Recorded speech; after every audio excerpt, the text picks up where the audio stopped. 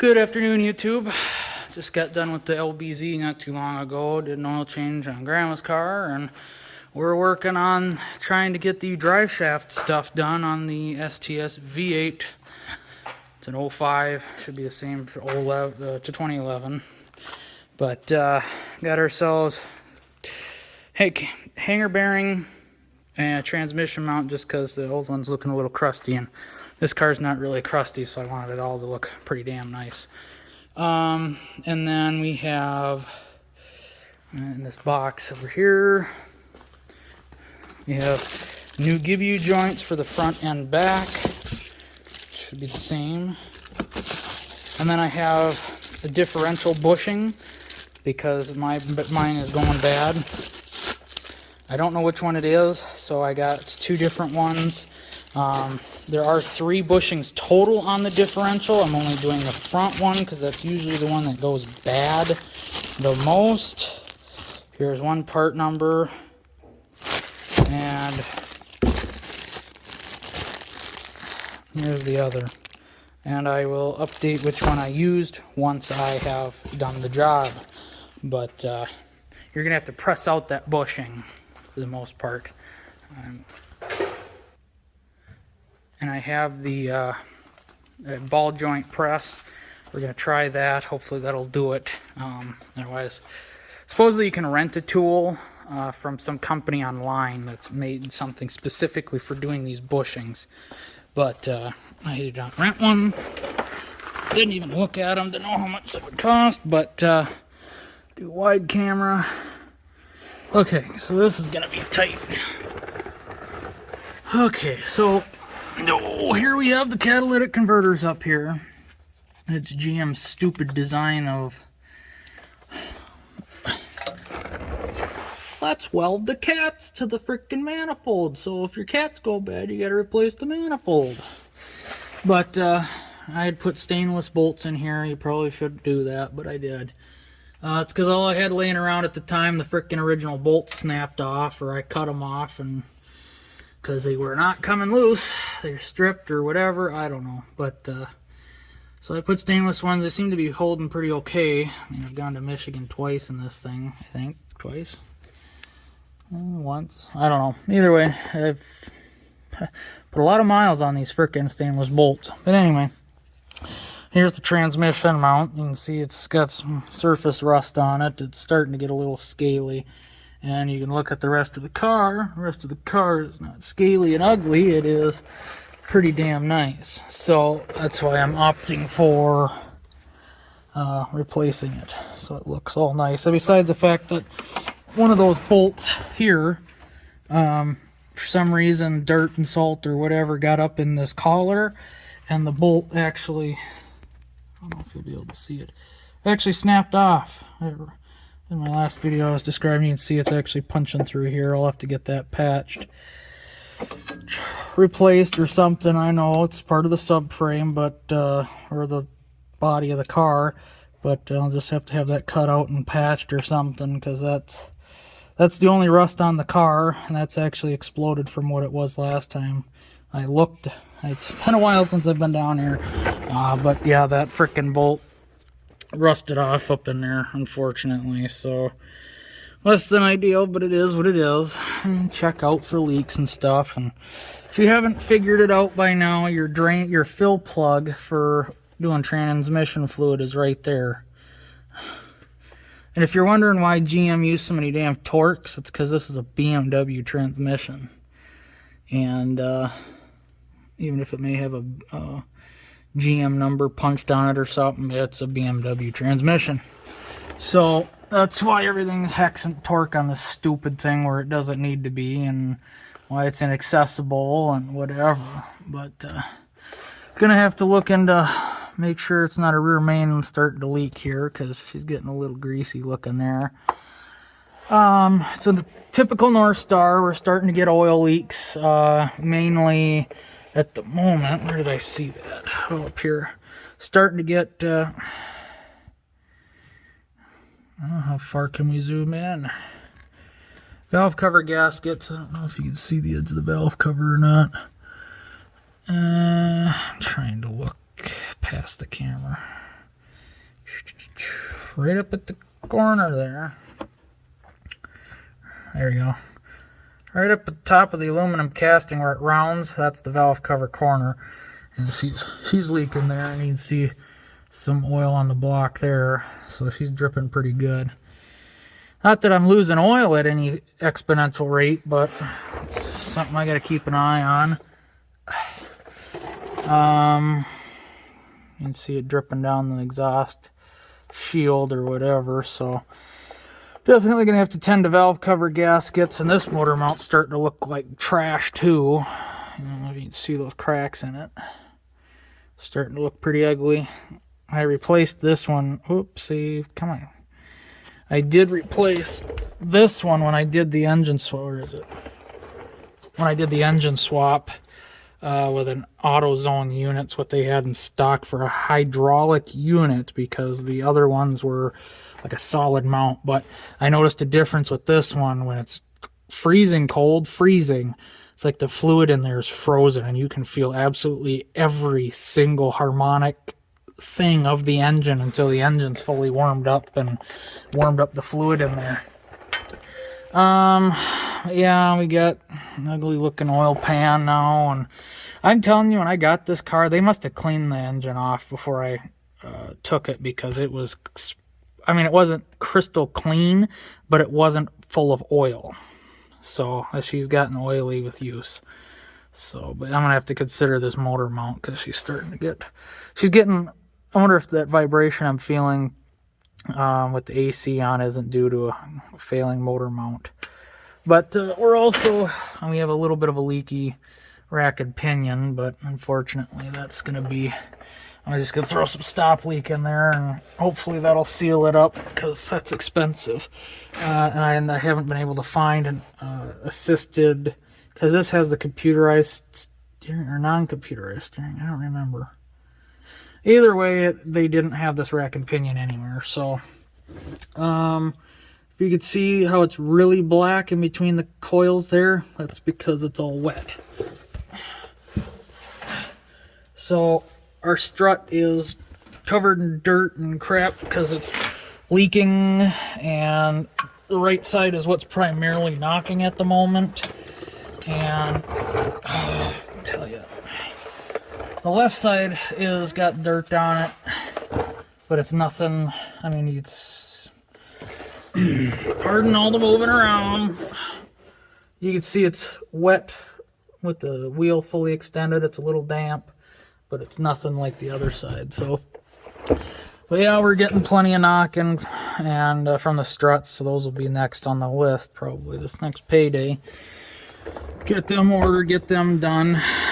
But so what we're looking at here is, here's the front GBU joint on the drive shaft. You have to pull the exhaust down out of the way. I mean, pull it from the car out of the way. Well, I guess I'm getting rust there too, eh? So, your hanger bearing, you're going to be able to see it yet, is up above this heat shield here. So I can barely see it, so getting the camera up in there is impossible. But yeah, that's where your hanger bearing is. And then since we did custom exhaust work, which must not have been very good, of course it doesn't help that this bushing right here for the differential is going bad and allowing the differential to drop and raise too much. And when it drops the GBU joint on top of the exhaust heat shield here, which is a great place for that. I love how high that sticks up. But it's made this out of balance. I don't know if you can see the wear on it, how there's a ridge here. I mean, how there's a ridge, freaking phone, a ridge here. So it's really worn it, and when it does rub, it goes, so you can tell it's out of balance, and car's just not driving smooth back here, and you know it's differential or drivetrain related, because as you hit the gas, it smooths out. As you're just cruising, like, you know, just barely on the throttle, it's really pretty bad. And when you're off the throttle, it changes vibration. The whole vibration changes with pretty much everything, depending on load. So that's how I know it's differential, but or drivetrain. Now I've replaced the rear shocks already. with OE units from Rock Auto. So I got to do the same with the front, and we'll have that taken care of. The rears were leaking air. The air compressor wasn't working, but I got a used air compressor, and that's actually been doing really well. Your air compressor is right here in the back back right corner of the car. That plate is its mounting bracket. But I have a slow leak now where, I don't know, depending on how much weight's in the car or in the trunk, it'll start to drop a little bit, but only drops so far before it quits. So I have to probably load about 300-400 pounds in the trunk is what I'm going to do. And then I get the squirt bottle, a soapy squirt bottle, and spray her down and see if I could see any leaking on any of the lines, because hopefully it's not the pump, because those are pretty damn expensive too, but I probably won't be able to tell the condition of the bushing until I pull it out, but you could kind of see how there's like a gap in the rubber. Even this camera doesn't know what to focus on. At least it's willing to focus. It's something. So yeah, that gap in the bushing does not look too promising. I can see the collar, so that the bolt goes through. So I know that this bushing is bad, and this is the one that typically fails. The rear, I don't know that they do as much of a failure. Right there, you tell it to focus, and then it doesn't. It's focusing on the CV. But anyway, up there and one on the other side, so whatever. But I just figured I'd show you what's involved. And with mine, otherwise you'd have hangers about here, up there, but with the exhaust job we did, there are no longer hangers here. I could probably fix that if I wanted, but whatever.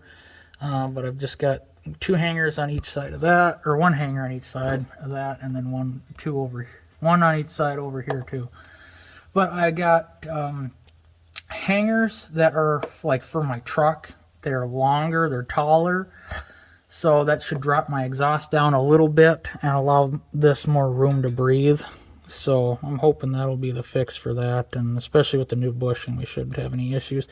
But I do have to change this fluid, because now she's got 115,000 or 116 or 17, whatever it is now, 1,000 miles probably on original fluid, so I got to get that changed stat. But it's on the list of to-dos. So anyway, my Gouda car doesn't see winters anymore, so hopefully we can keep this car nice for a very, very, very long time, and keep enjoying the snot out of it, because I love driving this thing. If this car ever does take a shit on me, I'll just get one with a 6-speed with the same drivetrain option. I don't know what option that is yet. It has I think the lower differential gearing, because which I really like in this car. I wouldn't change it. I just want a 6-speed for the lower RPM at freeway speeds. So I was going to try and do that on this car. I'm still not going to rule it out. If I ever have a transmission issue, I might just do that, try to do that. Just throw an 06 TCM in here with a 6-speed and see what happens. Or 07, 08 TCM. So yeah, I got to get that bolt. When I get the bracket off, I'll try and cut the bolt and weld a nut to it and try and back it out. Because even though this bolt is probably going to snap, it might. I don't know. It was about half gone inside the collar area. And I just put it back in. But it came out. It came out. So that was the main thing. So I'm hoping that this one will come out. Although it's been a year or so since I messed with it. You know, since it broke, so I'm sure moisture is really taking a toll on it. But we'll refresh the GBU joints, because they're starting to get a little bit of dry cracking on them. Just a little, not a lot, but and just keep things fresh.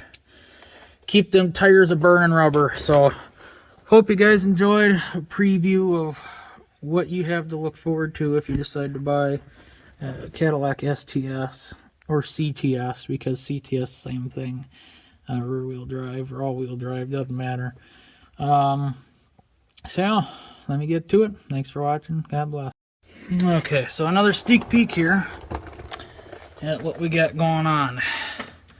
So there's 3 bolts that hold the differential to the, or drive shaft to the transmission. So there's 3 bolts that hold the give you joint to, well, I should say, yeah, 3 bolts to the give you joint to the drive shaft, 3 bolts from the give you joint to the transmission. This acts like a coupler and dampens any harshness the drive shaft may give, or the transmission may give. And you see some dry cracking going on, so that's why I'm replacing those. Just good practice. You're in here, you gotta do all this work, you might as well do it. Cats are, oh, the cat's looking okay. Yeah, they look pretty good. Camera's making it look plugged. It's just you're getting the straight view. You see the hole moving and dark spot. So you can see through it this far. Who knows about the front side, but here's our busted bolt. That camera doesn't like to focus, but yeah, so that's going to be the interesting one. And the other one's right here. You can see how it's half, just about half its original diameter. So on the other side, and it's just so weird because the other side is perfectly fine. No rust, no nothing. Perfectly fine. So that's what's strange about it. Yeah, but with transmission mount, 2 15mm bolts, bolt it to the transmission. And it's a good thing I'm replacing this because the rubber came unadhered from the mount. So you can see that on the bottom how it separated from the mount. So that's not ideal. So I'm thinking, you know, the give you joint that was ground down, here's our hanger bearing, their give you joint that is ground down and out of balance, not only destroyed this bushing, which I think it's meant to have a little bit of a gap. As you can see on the back side, there's a gap here.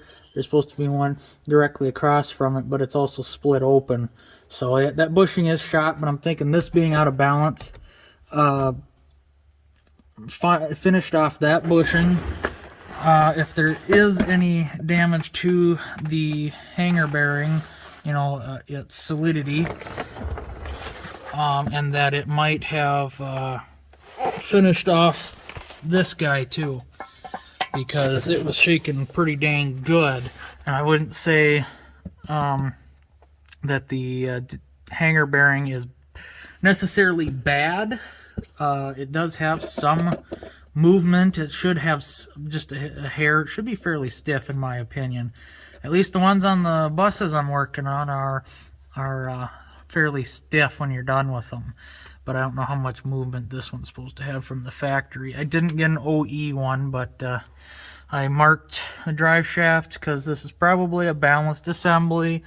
So I just marked where things are at. So that way when we put it back together with a new hanger bearing and everything slid together, we should be good on that front. So fun stuff. These are like Christmas tree fasteners that hold on the heat shield. So one of the pair of pliers that splits apart Christmas tree fasteners, you're going to want one of those. Those are pretty freaking handy to have, especially if you own a GM. So, yeah, I've already got 2 bolts out. The third one is, of course, up top, so it's going to be more difficult. I was going to rotate the drive shaft, but I figured I'd get these started. The 2 I can get to here, get them started. And then pull the drive shaft out that way. So anyway, just figured I'd give you a sneak peek. This doesn't take very long at all, especially when you've been in here before and you're fairly familiar. Just be aware if your transmission mount looked anything like mine, that you could be in for a treat, because it doesn't look horrible, but it doesn't look great either. But it, for some reason, the left side decided to rust and the right side did not. I mean, so that's kind of less than ideal, but yeah, we'll keep a close eye on this. I have to get a quote on getting that patched up, because I want this car as nice as possible for as long as possible. I mean, you can see the rest of it. Yeah, it's pretty damn clean going back. Obviously some surface stuff and whatever, but it's nothing nothing to cry at. Should last another 10-15 years easy without being driven in the wintertime. So, and I drive the pants off of it in the summertime, so it gets its fair share of use and abuse. More abuse than use. But anyway, so hope you guys continue to stay tuned for this transpiring update. Thanks. Well, good afternoon, YouTube. Don't mind the dust in the air from pushing this thing over so I can actually get underneath the car. I don't even see the dust, so that's always nice, right? Okay, so the differential bushing is now completed. Brand new OE bushing installed. And so that's done. Now, when we're smart, they'd probably do all three, but you know, the rear ones look pretty dang decent for their age, and I'm not going to mess with them. I did loosen the bolts, which are straight back on the back side. You can't get them all the way out with your socket, so you have a ratcheting wrencher. So I didn't. I wasn't going to wrench them out by hand to drop the whole diff down enough. I barely had enough room. I didn't do any. Only thing I did from the back side was my air hammer. I've got that splitter chisel tip, and I put one of the tips on the very back edge of the metal casing, very back edge of the metal casing, and slowly, with my eyes closed from this direction, pounded it out. And but that's after my upper, it's like the upper part of the bushing was not adhered anymore. The bottom part was. So I took that splitter chisel and chiseled out the bottom, and then, you know, put the chisel in the middle metal part and pushed it out the back. Because it wasn't bad enough that the thing just fell out like some of the ones on YouTube you see. So it wasn't that bad, but it was enough to where the, you know, give you joint would rub against the exhaust, as you saw in the earlier video how close it was. So now, and it just boggles my mind why this is only half of a bushing. It's only got the lower and the upper. There's no sides. It's just up and down. Like, why? Why isn't it a whole complete bushing? And I think the rears are the same too. It doesn't make any sense to me. It should be a solid bushing. Yeah, it would probably wallow out a little bit. You know how much longer that would take? God bless it. I hate engineers sometimes. Most of the time, actually. So anyway, so new bushings installed. I know you can get a polyurethane bushing. I hate polyurethane bushings, okay? I don't care who you are, what you're doing. I hate polyurethane bushings. They are so incredibly hard. Well, the one guy on YouTube was doing one, and he said, oh yeah, I had to trim around there in order to get the bushing to fit. No, I ain't doing nothing of that shit. So this went in pretty dang decent. I used the hammer, and I had to, we had a piece of pipe laying around that was big enough, because go figure, out of 3 ball joint kits, none of them had a thing that would fit around the 2 tabs on the metal ring. So we had a piece of pipe, cut the threaded end off, because that fit pretty damn good, and then use the ball joint piece, tap that on the end, and that's what I was doing. I just had this up in there, with the differential down, of course, and using a hammer, 4-pound O'Reilly special freaking hammer. So with that done, that went pretty dang decent. I cleaned the inside out with some emery cloth, of course. But anyway, after chiseling out the center, I took the Sawzall with a nice Diablo carbide blade and cut it twice, actually. I cut it once, you know, all the way through once, and then I had tried using the chisel on this side. It was kind of stupid of me. On this side, push up on it to kind of fold it in on itself, and well, that didn't work necessarily. It did kind of squish where I cut back together again, so I cut it again, and then that's when I went from the back side and pushed it out. But went really good, considering lack of tools here and lack of experience in this and whatever. But so I think we're a heck of a lot tighter now than we. Oh yeah, I can't even move it. Before it had a little bit of movement. Now there's nothing. So that's perfect. I don't know how tight that bolt's supposed to be, but hopefully it's not too tight, but tight enough, you know. So tomorrow I will get the drive shaft in. I keep forgetting. I'm like, oh yeah, I'll probably only be a couple hours. Well, I still got to go up to Dad's and get the welder to try and get this thing sorted out. So I have 4 bolts holding the transmission mount up. But there's not a lot of weight. I'm telling you, there's not a lot of weight from the transmission onto that. So 3 bolts out of 4 is not bad. It's just not ideal. I gotta check my linkage again because I did the bushings for the linkages. Stinking Dorman kit. I don't know.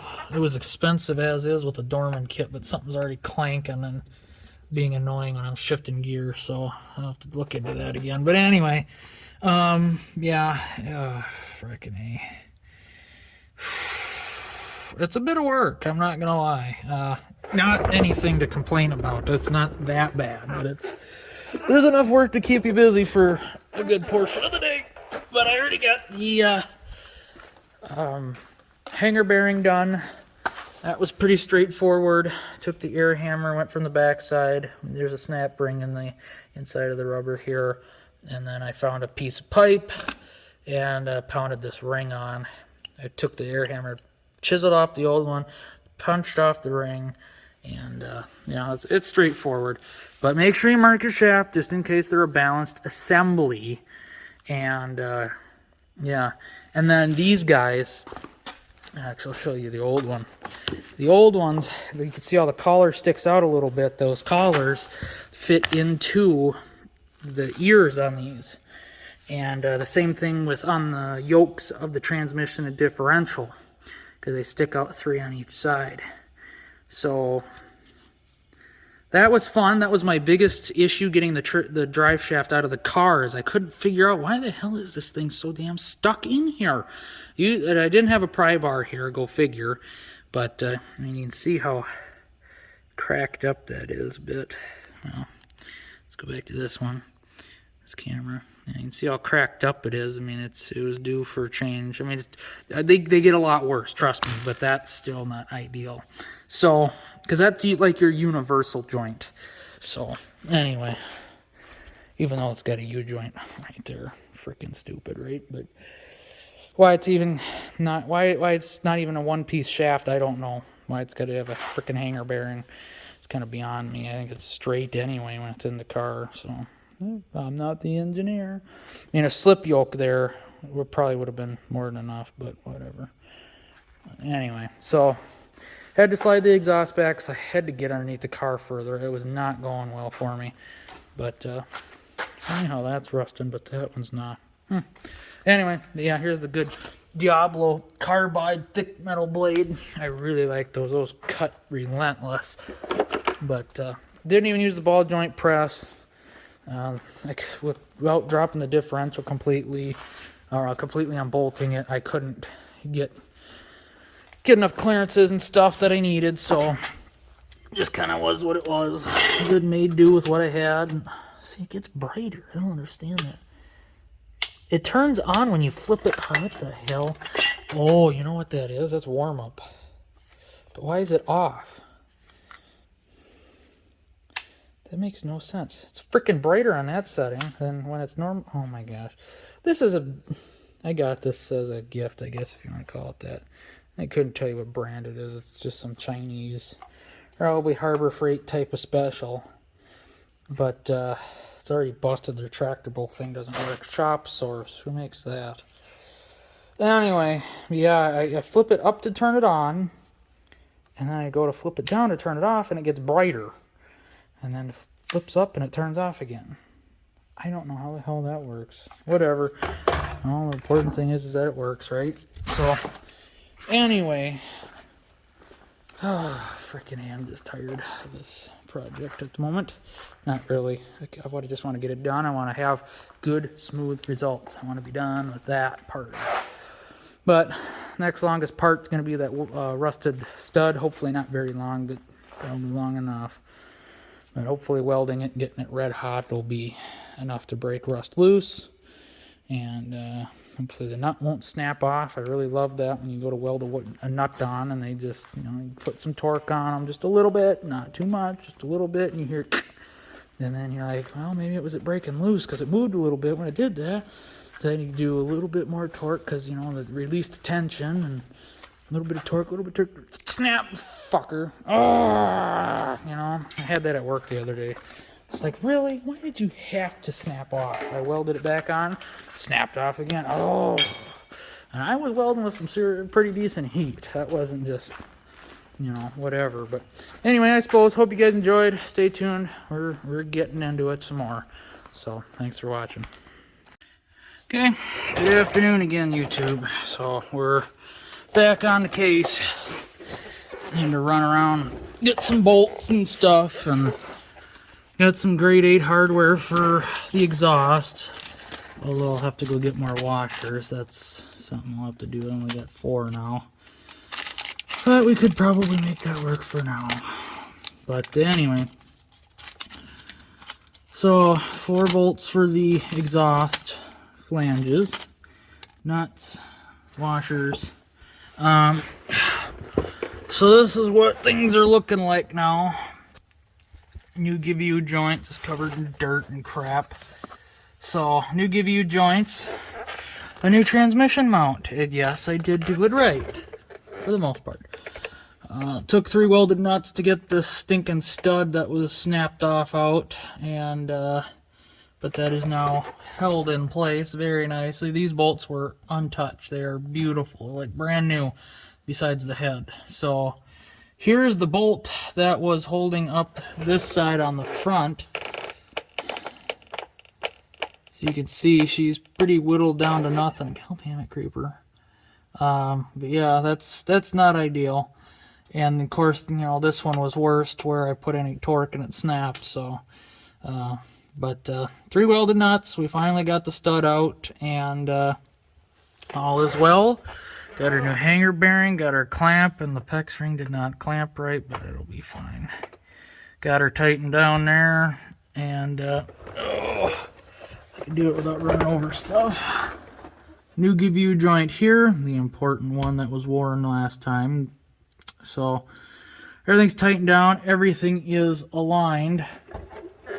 So gotta do the line there, gotta do the line here, and I'm running over stuff. And we've got it aligned there with this line. This one, I did this line first and realized I can't get in there to frickin', so whatever. Anyway, it is what it is now, and we're ready to throw the exhaust up. How exciting. We got to put the heat shield on, but then throw the exhaust up, and that should be it. But the big thing is, I finally found my exhaust hangers I had picked up to hopefully drop the exhaust down in the rear a little bit. Which is going to pose problems in its own way. What do I do with those right here? So the exhaust has 4 hangers, 2 on each side. And this is straight piped with a resonator, factory resonator. And it's just perfectly loud for me. So anyway, exhaust hanger. I only got 2 at the moment, so we're probably just going to hang it up with 2 until I get a couple more. I've got the factory ones that were at the front of the muffler. I'll show you how they're different. Oh, it's been a day already. I'm ready for a freaking nap. I'm ready for lunch, really. It's probably the problem. But anyway, so if you could tell, it's hard to tell. It's a little bit taller, and I don't need a monumental amount. I just need it taller a bit. So need 2 more of them. Of course, they only had 2, so that's why I got 2. But I don't know if I showed you the tranny mount, the old one, how the rubber separated. So that's a problem. But yeah, that's one of the problems. Is this the other? No, it's the front one. That one wasn't really worn, just dry, weather cracked and whatever. And so got the welder here. The stud was laying around here somewhere. Don't know what I did with it now. Oh, there it is. Yeah, sorry. that wide angle doesn't want to focus, but you could see how it was whittled down to pretty well nothing, and at least half of its frickin' actual diameter.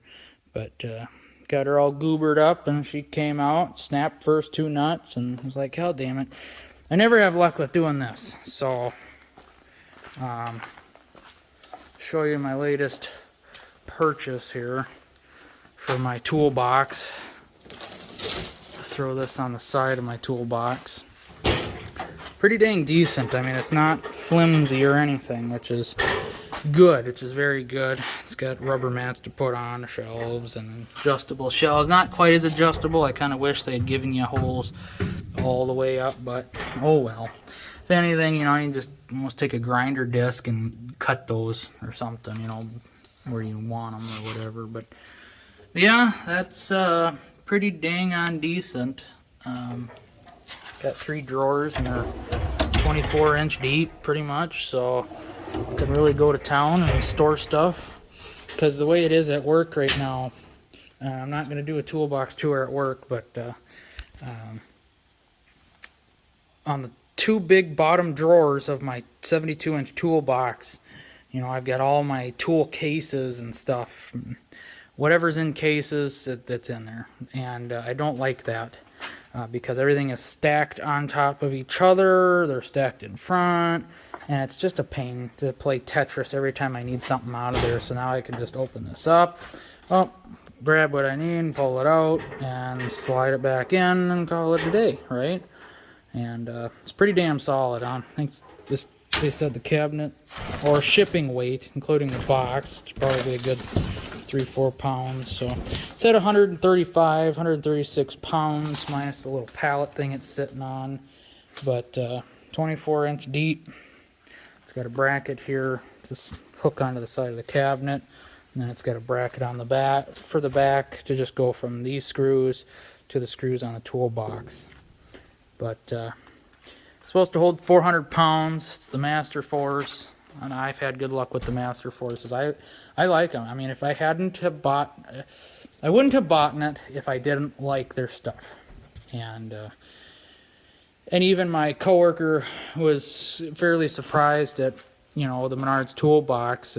I mean, it's not top of the line or anything like that, but for what I paid and what you pay for these things, yeah, not right now. Now things are overinflated, but when I bought my toolbox, I got a good deal, 11%, and that bought, you know, the top box, and the top box, you know, in theory would have bought in this thing and in rebates type of thing, but or help pay for it.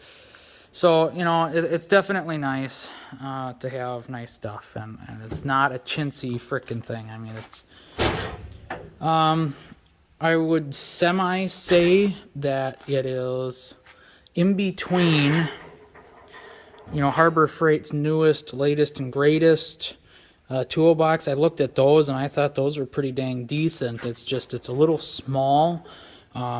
Their whole setup they got, you know, side cabinet, top, you know, down, and it's got a freaking lid that comes down.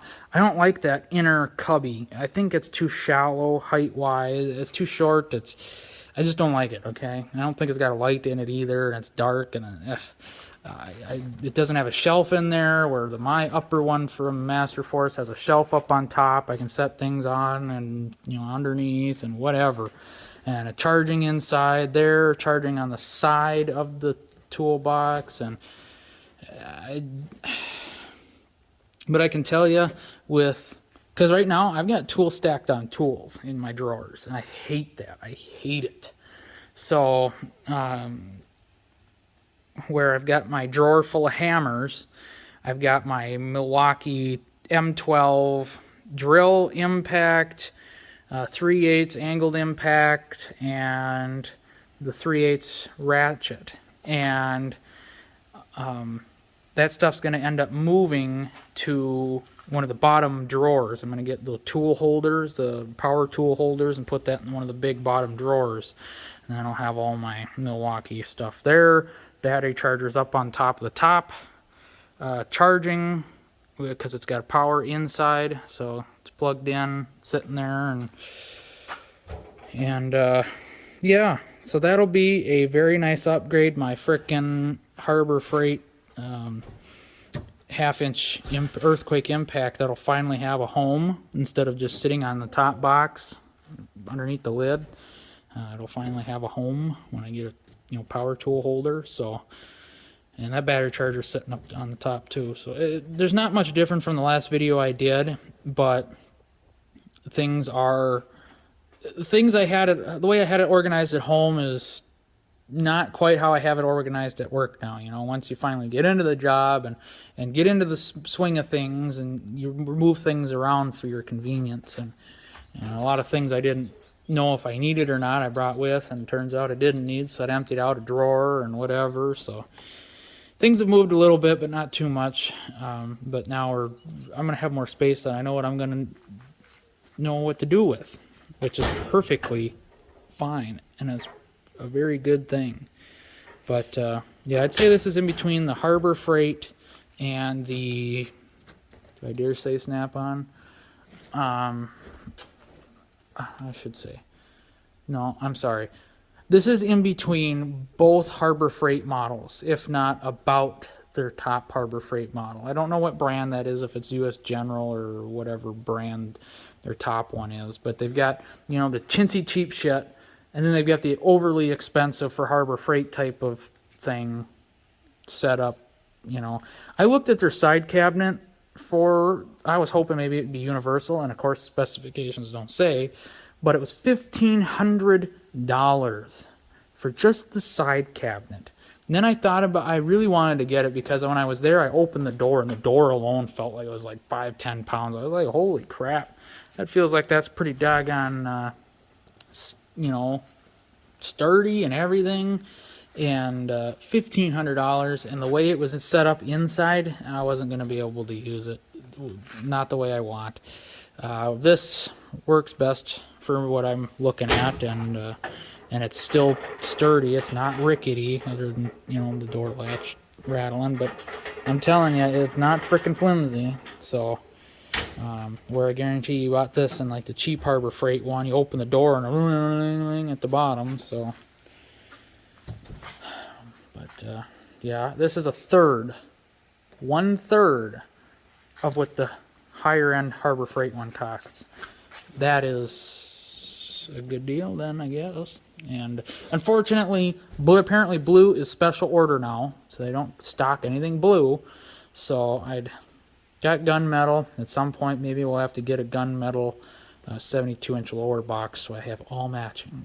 But that'll be the day, because I don't really need it, and not yet at least. So anyway, so I'm gonna get the exhaust put up so I can finally get this friggin' thing out of here and done and test driven and see if we're a million times better and whatever. So, but the other thing I was gonna mention with this is it's got a bracket that goes along the bottom right in the middle of the car right here for the exhaust. I don't know for what, but it's there. And that, with dropping the exhaust down, is probably not gonna work all that well. I'm probably gonna have to find some spacers to lower that down. So, and hopefully I have bolts then to lower it. But I put the heat shield back up and slap the exhaust on and call it a day. And with deleting the mufflers, not having these hangers anymore, I've just made this job so much quicker with pulling the exhaust. I mean, it's just slip them off, because they don't have the nipples on there, and so you just frickin' slip them off on both sides. That drops down, you take the bolts off the front, it drops down, take the bracket off, boom, exhaust is off. Sweet. It's like 5 minutes. So probably be 5-10 minutes going up, but yeah, how exciting to almost be done with this entire drive shaft job I've been dreading doing, because I didn't know how the differential bushing was going to go. But that took some time. But unfortunately, it doesn't look like I'm going to be getting the lawnmower done this weekend, or anything really on the red truck done this weekend. So the car took priority, wanted that done. And then I was like, you know what, screw it. I'm tired of tools on tools and everything else. So I just ordered this guy, picked it up today. You know, I had to drive down to the cities to get it pretty much, but it's interesting. You know, we've got a store, you know, 20 minutes away, a store 30 minutes away, and a store 40 minutes away from Menards. And none of those guys stocked this. No one had it on display. And you go down to the city, you look online, everybody in the cities frickin' had one. Had two, something. Display, plus another one. Oh, like, what the hell? So, drive down, and actually this was 35 minutes away, without traffic, let's put it that way, with all the construction they got going on, and accidents on the freeway, holy crap, it took almost an hour to get down there. But anyways, with traffic on a Sunday, everybody's heading back home, which is just annoying. Quit leaving all at the same damn time. God bless it. You know, how many people drive from the cities up to wherever their damn cabin's at? Holy. It just creates too much backup, but even, I don't know. They should do 3 lanes from Monticello all the way down to,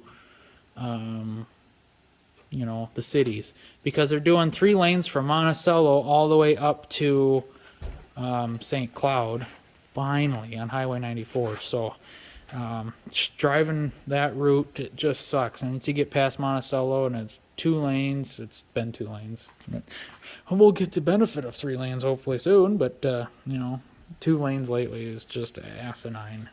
I don't know, especially with the construction signs, you know, I don't know. I'm gonna keep my mouth shut on that one because that'll probably bite me, but people drive too damn slow, let's put it that way. So anyway, hope you guys enjoyed a nice update, and I'll keep you apprised of how she drives once we're all said and done. So thanks for watching, guys.